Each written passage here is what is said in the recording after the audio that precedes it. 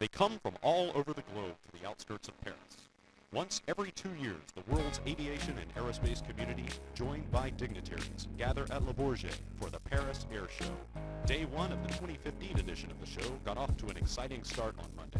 The President of France, François Hollande, arrived at Le Bourget on board the Airbus A350 XWB, the first time the new aircraft has landed here, officially opening the 51st Paris Air Show. Joined by Airbus CEO Fabrice Bregier, the President was treated to a special demonstration of several aircraft, including the Airbus A350 and the A400M military transport aircraft from Airbus Defence and Space. The delegation also enjoyed touring the aircraft on static display. Of course, as ever, the air show has featured orders for aircraft and considerable discussion about the future. Airbus released its global market forecast this morning, which describes the expected growth of air transportation over the next 20 years, a development that will result in tremendous demand for new airplanes in the coming decades. But while there are lots of announcements, deals, media interviews, and product booths vying for the attention of air show attendees, the one thing everyone stops to watch is the main event, the aircraft flying display. Airbus Direct's live coverage of the 51st Paris Air Show begins right now.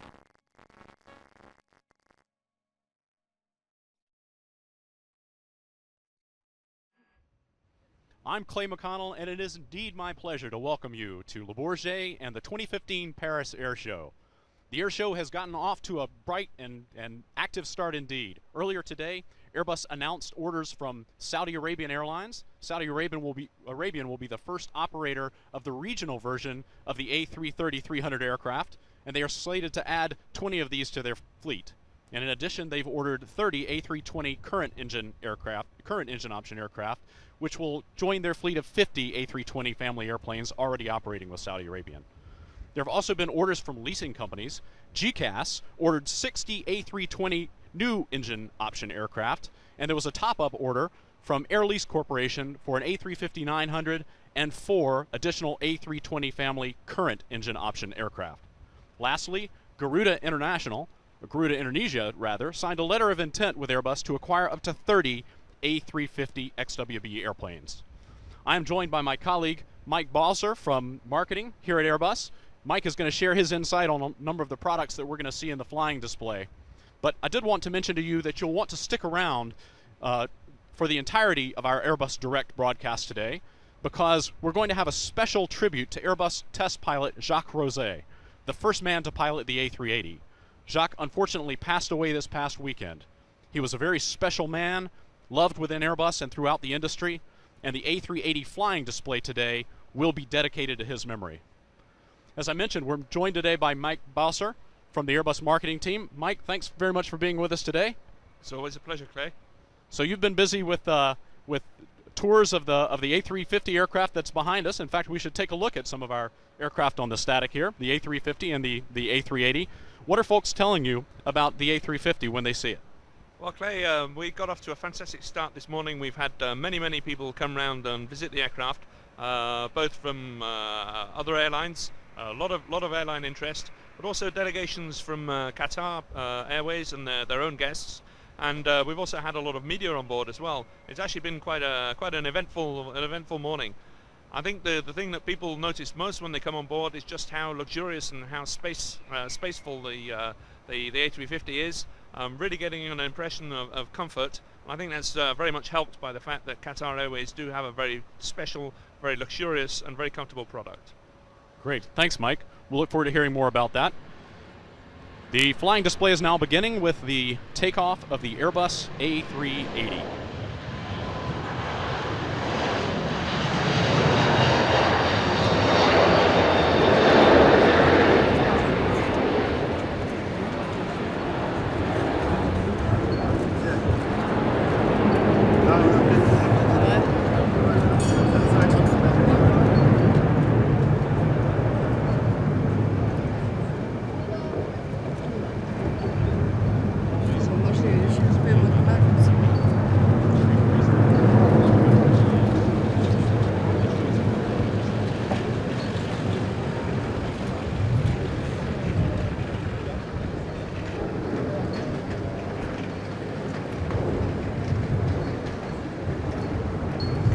the A380 first flew 10 years ago, and the market is certainly still bright for this aircraft many years into the future. Tell us why you believe that's the case. I think demand increasing very, very rapidly throughout the world, and of course, every time you double the amount of traffic, you can't just double the amount of airplanes, because you need the infrastructure on the ground. And that's where the A380 really comes into a world of its own, because it's an aircraft that can provide additional capacity very, very quickly, high comfort, the quietest cabin in the sky, and really a true travel experience. And I think a lot of people are really excited today and are actually out there looking for seats on A380s. So definitely an aircraft that's got a very bright future ahead.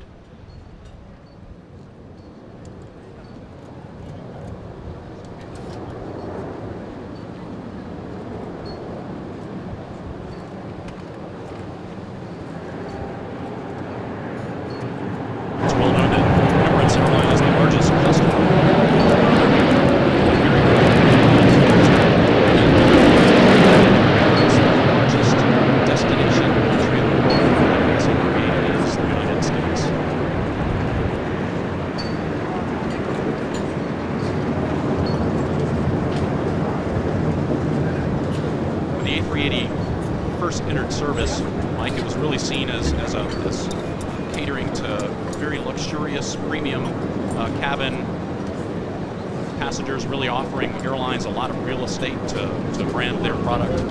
How have we seen the product that's offered on board the A380 change over the years? Well, I think we've seen a natural evolution in the basic product itself. I mean, we've seen the new trends coming in, things like premium economy, where people are willing to pay just a little bit more than a standard economy fare and a little bit of extra comfort. We've seen obviously the advent of full life business class seats. So very much people looking at new levels of comfort. In fact, we've just changed our headline figures in terms of seating on the A380 to 544 seats, and that is in a four-class configuration. So we've actually got first, business, premium economy, and economy. And of course, we keep adapting our product to the market and what the market demands. Even in economy class, we found we're now introducing an 11 abreast seating, which has absolutely no effect on comfort, because it keeps that same 18-inch comfort throughout the economy class, even at 11 abreast.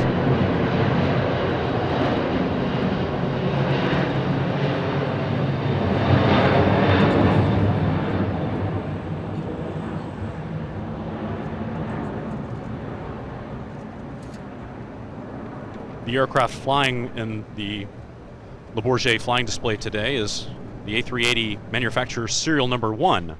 It's piloted by Christophe Caille, Michel Bonifay, and Gérard Dubois.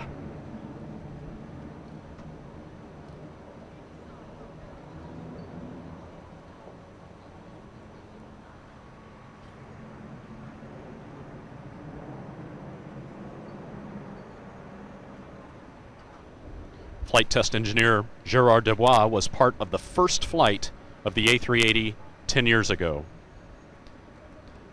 And again, this A380 flying display is dedicated to the memory of the first pilot on the A380, Jacques Rosé, who passed away this weekend.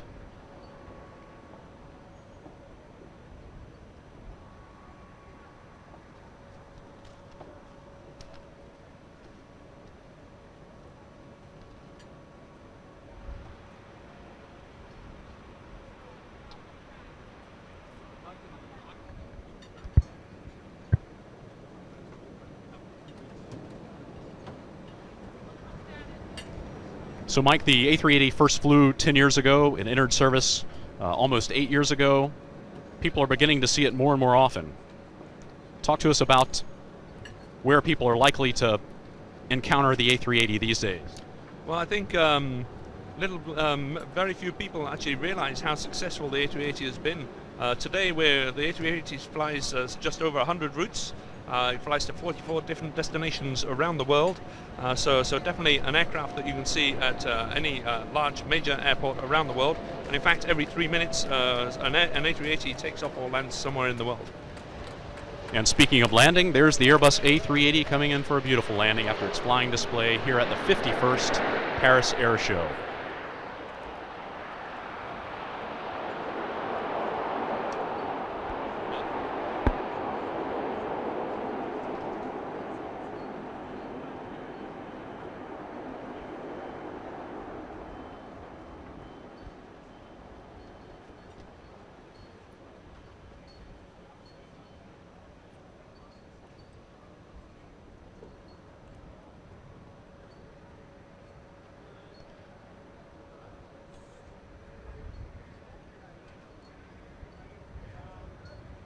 There's the beautiful Airbus A350 extra wide body aircraft in its unique carbon fiber livery. This aircraft is manufacturer's serial number 2, and it will be piloted today by Hugues van der Stickel and Malcolm Ridley. They will be joined by flight test engineer Bruno Bigon.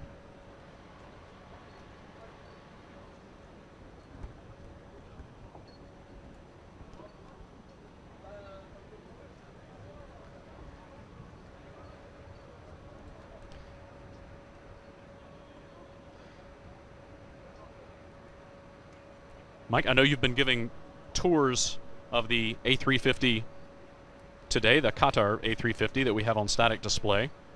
Have you actually had an opportunity to fly on the A350 so far? I must admit that I'm extremely privileged. I've obviously had many flights on our flight test aircraft, but I've also had a couple of flights on the Qatar aircraft, and it really is wonderful. I mean, seeing all these aircraft and the way we've actually moved from the flight test aircraft through to delivering customer aircraft. Fantastic experience, a fantastic level of comfort, very quiet aircraft, and very space and efficient. It's a fantastic airplane. I have not had the privilege of flying on it, but apparently as of today 100,000 passengers have had the privilege of flying on the A350, and apparently that includes you.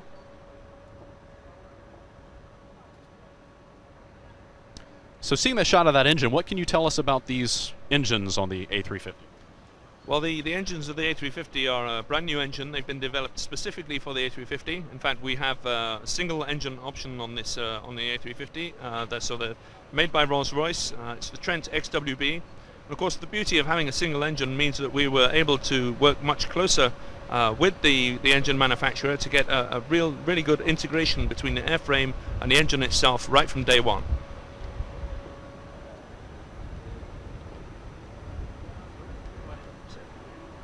Now, an interesting fact about the engine is that the diameter of the fan, 118 inches, is around the same as the fuselage diameter of the Concorde. So that puts things into perspective. When you're looking at these engines, you can actually imagine how big they are.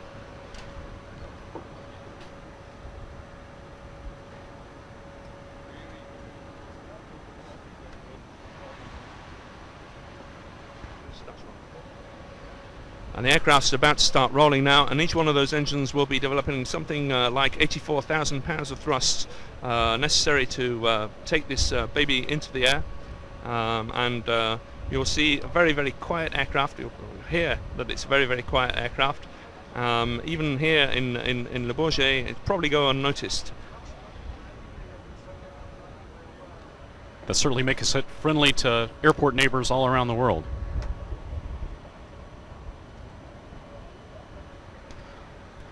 So currently, Qatar Airways is the only airline that's operating the A350, but we have some other customers coming up taking delivery of this aircraft and putting it into service later this year.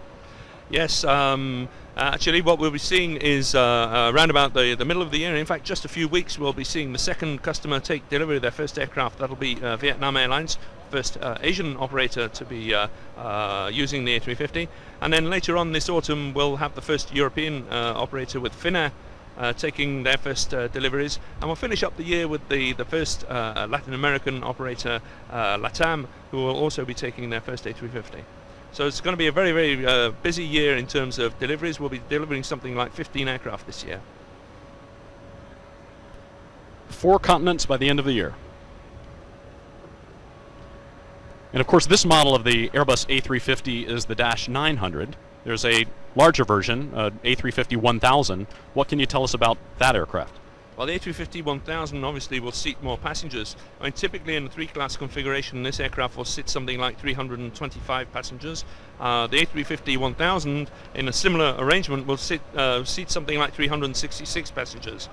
The A350 1000 is an aircraft which is in development right now, but we've actually moved forward quite a lot with the A350 1000. We've actually started producing the first parts, and we're producing the first sub-assemblies right now.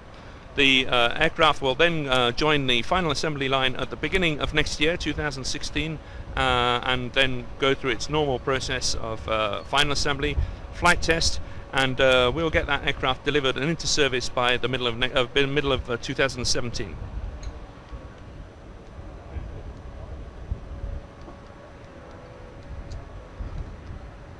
So as the Airbus A350 XWB taxis into position for takeoff, we're going to listen to how quiet this aircraft is when it takes to the air.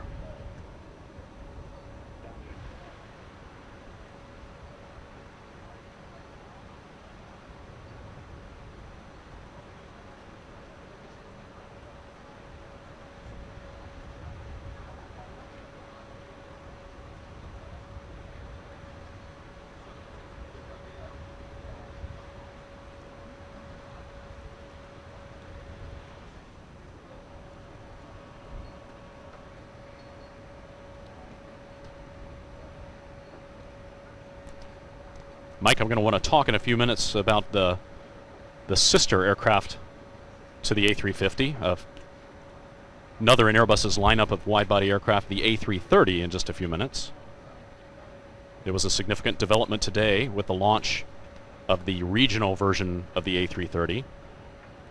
Saudi Arabian Airlines will become the first operator to fly that aircraft.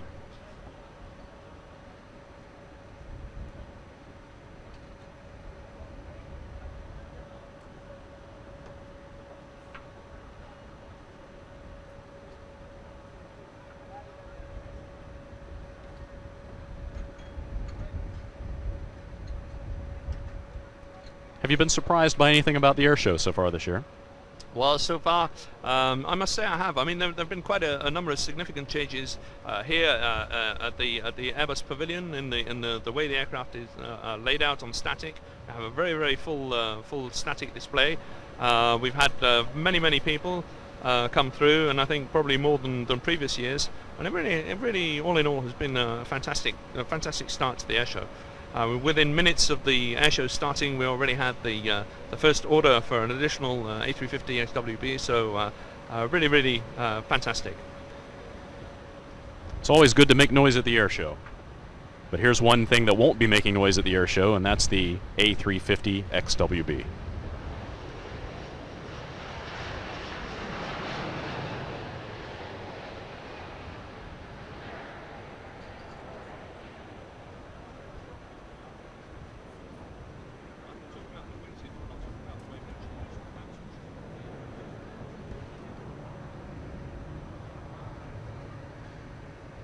The A350 has a distinctive wing, and it looks really beautiful with that carbon fiber livery. What can you tell us about the wing design on this aircraft? Well, the wing design for the A350 is a brand new concept for a wing, especially here at Airbus. We've never actually had a wing that shape before. You'll see everything has been designed in that wing to make it as efficient as possible, minimizing drag and minimizing fuel burn, of course. From the beautiful curved wingtips that you can see on the wings, but also in the way we actually use the flight controls. The wing actually changes shape throughout the entire flight, even during cruise. We have what we call variable camber. We can actually, the flight management computer will change the camber of the wings to minimize drag and reduce fuel burn. So everything has been done to make this aircraft really as efficient as possible, and it's an aircraft which burns 25% less fuel compared to previous aircraft of the same capacity and same range.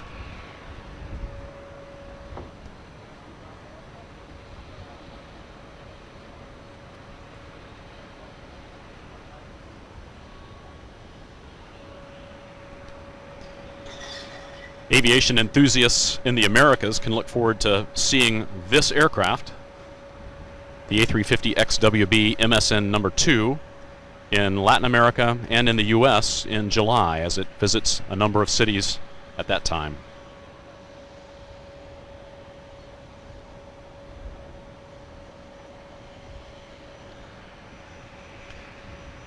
Mike, I want to ask you about the not this airplane, but in fact another of the Airbus lineup of wide-body aircraft, the A330 Regional, which launched today. What's the story with the A330 Regional? Well, I think the launch of the 330 Regional really shows the level of versatility that we have with the A330 in general. It's an aircraft today, obviously, that started out as a medium-range aircraft serving regional routes, and today has become a long-range aircraft. And the 330 Regional is really going back to the roots of the A330 and re-optimizing the aircraft to do what it was set out to do originally. What we're doing here is obviously we've found a way of reducing the operating weights, of reducing the thrust which is required, also adapting the cabin to regional requirements. There are a lot of items in the cabin that you don't actually need if you're flying regional routes. And when I say regional, I mean anything up to 3,000 nautical miles or 6 hours flight. And that's what we've really done here with the 330, going back to what the 330 was originally good at.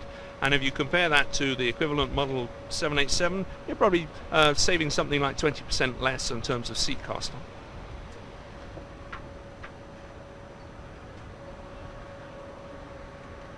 What sort of markets would we expect to see the A330 Regional operating in? Well, I think very much if we look at the emerging markets where we see the most demand increases throughout the future going forward, and a lot of these airports where we see that are maybe slot constrained, it's very, very easy to just add more capacity by going to a wide body, moving from a single aisle to a wide body, and that's what the A330 Regional really does. It will be able to fly the same route with the same record-breaking seat mark cost as a single aisle, but adding double the capacity.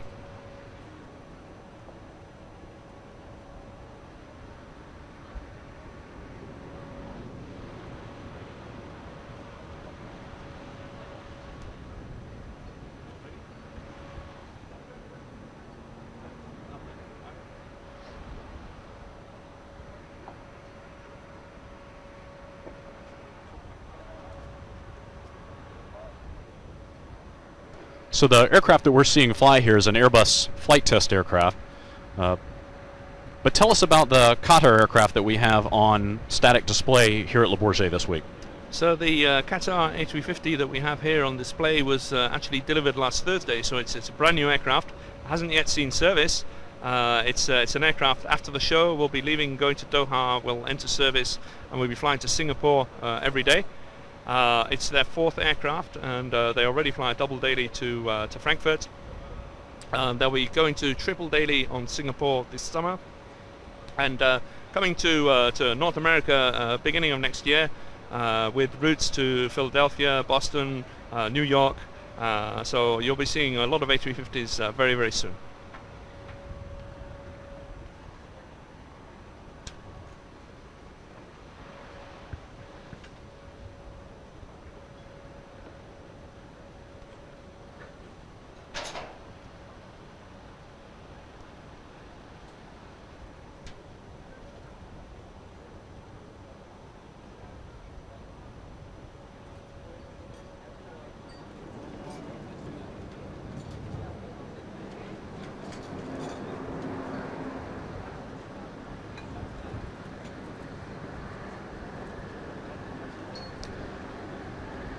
The beautiful A350 XWB, very distinctive looking aircraft, distinctive wings, distinctive windshield, distinctive profile.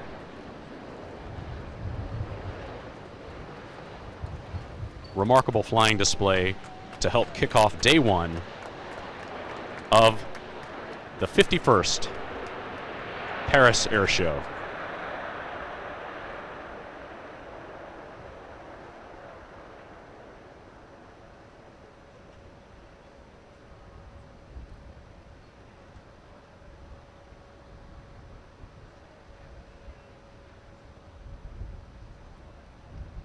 I want to thank my colleague Mike Bozer for being with us today.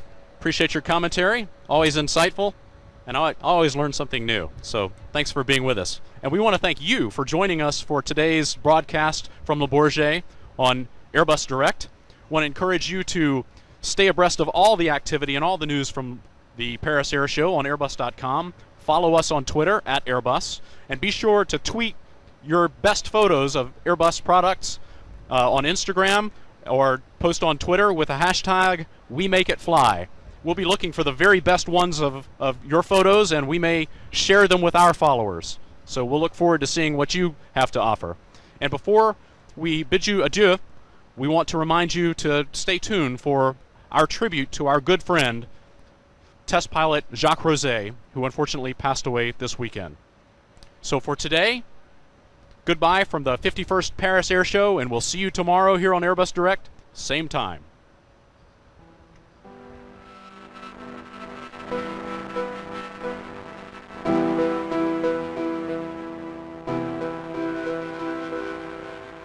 Je dirais que ça c'est le corps de l'avion, mais l'âme de l'avion elle est encore au bureau d'études dans les simulateurs et ben, on attend que l'âme et le corps se réunissent pour voler ensemble.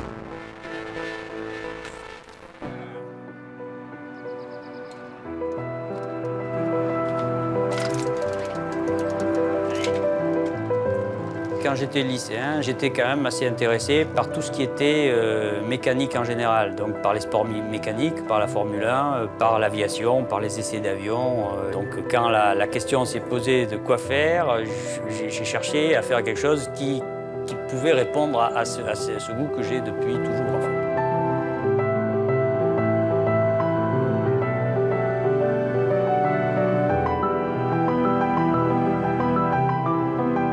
En mars 69, je me souviens très bien d'un dimanche après-midi où j'étais devant ma télévision à regarder le premier vol du Concorde. Évidemment, je me disais, ça, voilà quelque chose qui me plairait, voilà quelque chose que j'aimerais faire. Mon vélo est toujours là, ils ne me l'ont pas piqué, c'est bon. T'es venu en vélo? Non, j'ai mis dans la bagnole. T'as mis dans la bagnole? Mais j'ai fait le tour de l'avion en vélo. Dans le sol? Oui. Vous pouvez vous débrancher, vous restez pas trop loin. Là. Je me mets à droite. Parfait.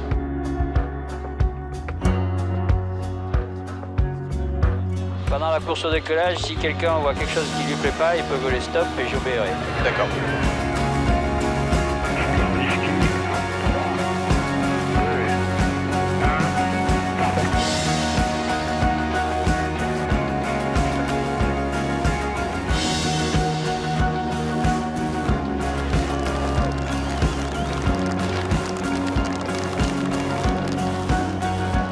C'était un vrai plaisir.